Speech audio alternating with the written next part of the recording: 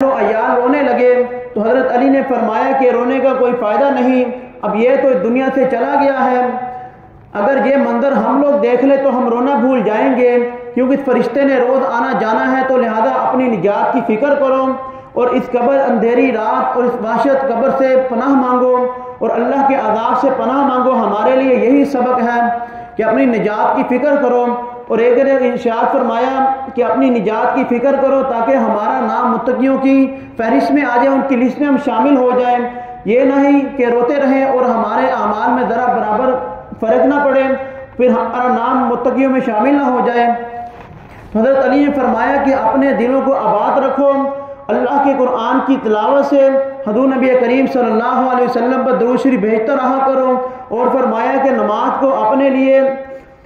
اپنے اندر اپنے پلے باندھ لو۔ حضرت علی فرماتے ہیں کہ جب حضور نبی کریم صلی اللہ علیہ وسلم اس دنیا سے رخصت ہو رہے تھے تو حضور نبی کریم صلی اللہ علیہ وسلم کی یہی بار بار وصیت تھی کہ اپنے غلاموں کا خیال رکھنا، یہاں تک کہ حضور کا سانس اکھڑ گیا یعنی پھول گیا، ان سے صحیح الفاظ ادا نہیں ہو رہے تھے، تو یہ ارشاد فرمانا چاہ رہے تھے کہ زکوٰۃ کا خیال رکھنا اور اپنے غلاموں کا خیال رکھنا۔ پھر آگے ارشاد فرمایا کہ حضور سے اتنا بولا نہیں جا رہا تھا، میں سوچ رہا تھا کہ حضور جیسے یہ ارشاد فرما رہے ہیں کہ کوئی بڑی سی پریڈ یا تشریح لے آؤ کہ جس پر میں لکھوا دوں، لیکن مجھے یہ ڈر تھا یہ نہ وہ میں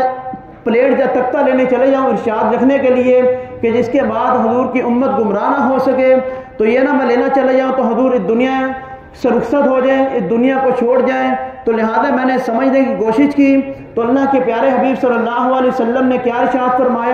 فرمایا کہ نماز کا خیال رکھنا۔ حضور نبی کریم صلی اللہ علیہ وسلم کا ارشاد ہے کہ یہ مال، یہ عورت ہے، یہ میرے لیے خوشبو ہے صرف، اگر مجھے ٹھنڈک ہے، میری آنکھوں کی ٹھنڈک ہے وہ نماز ہے۔ اگر آج ہم نماز نہیں پڑھتے یا نماز ہماری کمزور ہے یا نماز ہم لاپرواہی کرتے ہیں تو ہم یہ خود ہی محاسبہ فرما رہے کہ ہم حضور کی آنکھوں کو ٹھنڈک پہنچا رہے ہیں یا نہیں پہنچا رہے۔ یہ ہمارے لیے ان کی زندگی کا سبق ہے کہ حضرت علی نے فرمایا کہ حضور نبی کریم صلی اللہ علیہ وسلم فرماتے ہیں کہ نماز میری آنکھوں کی ٹھنڈک ہے،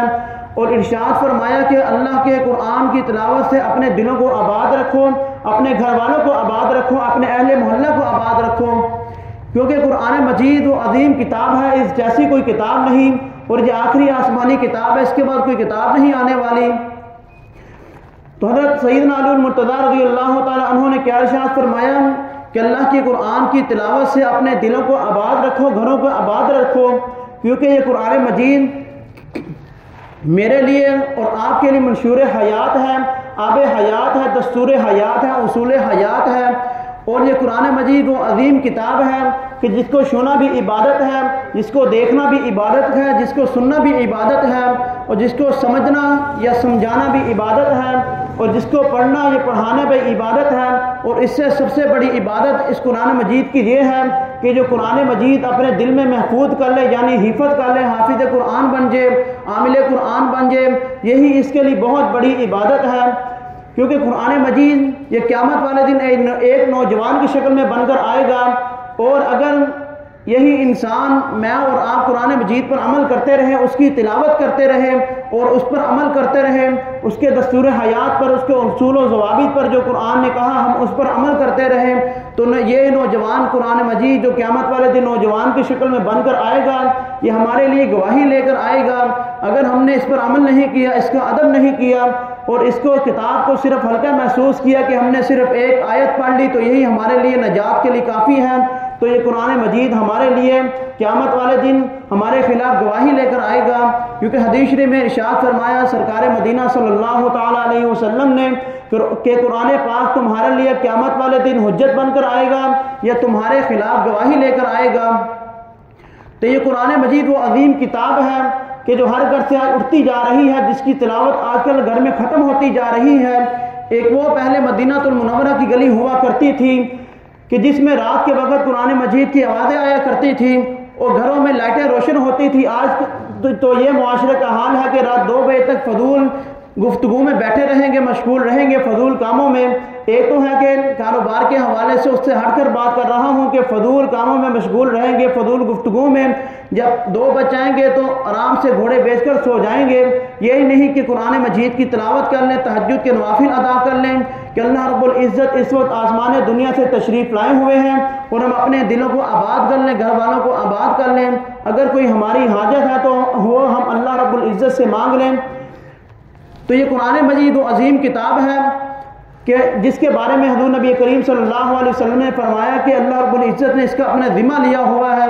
اگر آج کوئی اس کی بے حرمتی کرتا ہے، کوئی اس کو آگ سے جلاتا ہے، کوئی بے ادبی کرتا ہے، تو اللہ رب العزت نے اس کا ذمہ لیا ہوا ہے۔ صرف ہماری اعمال کمزور ہونے کی وجہ سے، بدعمالی کی وجہ سے یہ قرآن مجید کی بے حرمتی ہونے شروع ہوگی، نہیں تو کس کو کیا کسی کو جرت پیش آئے کہ وہ قرآن مجید کو جلانا شروع کر دے۔ تو اللہ رب العزت اس سے بھی ہمیں بچا کر رکھے کہ بدعمالیاں ہمارے اندر نہ آئیں، ہمارے اعمال کمزور نہ ہو جائے۔ تو ایک واقعہ سناتا ہوں کہ ایک صحابی رسول کہ جو رات کے وقت ایک جنگل میں ٹھہرے ہوئے تھے کہ انہوں نے جب قرآن مجید کی تلاوت کرنا شروع کی تو انہیں ڈر لگنے لگا کہ پاس گھوڑا ہے اور اس کے پاس بچہ سویا ہوا ہے، کہیں میں قرآن مجید کی تلاوت اونچی کر لوں اور گھوڑا کہیں یہ نہ کہ آپے سے باہر ہو جائے اور بچے کو نقصان پہنچ جائے۔ تو صحابی فرماتے ہیں کہ میں نے ساری رات تلاوت کی، آہستہ آہستہ آواز سے جب صبح ہوئی تو میں نے دعا مانگی تو میں کیا دیکھتا ہوں کہ گھوڑے کے اوپر سے چند روشنی جو آسمان کی طرف جا رہی ہیں۔ تو انہوں نے دعائے خیر کی جب تو حضور نبی کریم صلی اللہ علیہ وسلم کے پاس حاضر ہوئے